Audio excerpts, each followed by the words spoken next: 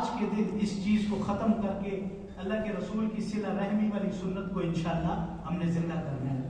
اور آپ اندازہ لگائیں کہ میرے پیغمبر نے فرمایا صلی اللہ علیہ وسلم، صحابہ کو کہا کہ کیا میں تمہیں ایسا عمل نہ بتاؤں کہ جس کی وجہ سے تمہارے رزق کے اندر بھی اضافہ ہوگا اور جس کی وجہ سے اللہ تعالیٰ تمہاری عمر کے اندر بھی برکت ڈال دیں گے. آپ دیکھیں کہ یہ دو بنیادی چیزیں ہیں جو ہر انسان کی ضرورت ہیں. ہر انسان اپنی دعاؤں کے اندر یہ دو چیزیں اکثر مانگتا ہے. ایک رزق کی وسعت مانگتا ہے اور ایک لمبی عمر بھی مانگتا ہے. اور اگر اچھی نیت کے ساتھ یہ دعا کی جائے کہ یا اللہ آپ مجھے لمبی عمر عطا فرما دیں، اور لمبی عمر مانگنے کی نیت یہ ہو کہ یا اللہ زندگی کے سال زیادہ ہوں گے، وقت زیادہ ہوگا، تو انشاءاللہ آپ کی طرف سے اعمال صالحہ کی توفیق بھی زیادہ ملے گی انشاءاللہ. تو اس نیت سے لمبی عمر کی دعا مانگنا شریعت کے اندر منع نہیں ہے.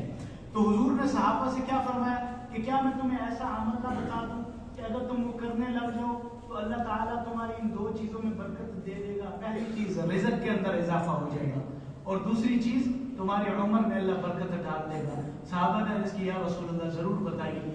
آپ نے فرمایا کہ اگر دو یہ چیزیں چاہتے ہو تو تم صلہ رحمی کرو محبوب کے ساتھ. تو بنیادی چیز جو سب سے پہلا فائدہ ہمیں ملے گا صلہ رحمی کا، یہ دو چیزیں اللہ کی طرف سے نقد انشاءاللہ ہم سب کو ملیں گی. تو اس کا بھی ارادہ فرمائیں. تیسری چیز صلہ رحمی کرنی ہے. اور بلکہ یہاں تک حضور نے فرمایا کہ اگر کوئی شخص اپنے مسلمان بھائی سے ناراض ہو اور 3 دن گزر جائے اور خدا نخواستہ اسی حالت کے اندر موت واقع ہو جائے، تو یہ شخص نمازی ہونے کے باوجود، حاجی ہونے کے باوجود، نیک اعمال کرنے کے باوجود، رمضان کے روزے رکھنے کے باوجود، یہ سارے اعمال صالحہ کرنے کے باوجود یہ سب کچھ اس کو جنت میں لے کر نہیں جائے گا، بلکہ اگر اس حالت میں اس کی موت واقع ہو جاتی ہے تو یہ شخص جہنم میں جائے گا. اللہ پاک ہماری سے حفاظت فرمائے. تو صلہ رحمی کا معاملہ اور صلح والا معاملہ، اور بلکہ ایک اور چیز فرمائی میرے پیغمبر نے. ایک تو صلہ رحمی کا حکم دیا اور ایک صلح کروانے کا حکم دیا.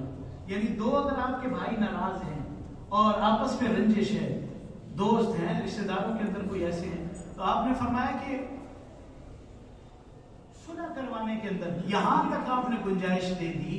آپ دیکھیں کہ جھوٹ سے منع کیا گیا ہے، لیکن میرے پیغمبر نے فرمایا کہ اگر کوئی مسلمان اپنے دو مسلمان بھائیوں کو جوڑنے کے لیے کوئی اس قسم کی بات کر دے کہ جو کہیں نہ کہیں جھوٹ کے زمرے میں آ جاتی ہے، تو اللہ تعالیٰ اس کے اوپر پکڑ نہیں فرمائیں گے. کتنی بڑی بات ہے. مثال کے طور پر کوئی بڑا جھوٹ مارنے کی ضرورت نہیں. آپ کے 2 دوست ہیں اور وہ ناراض ہو گئے کسی بات کے اوپر.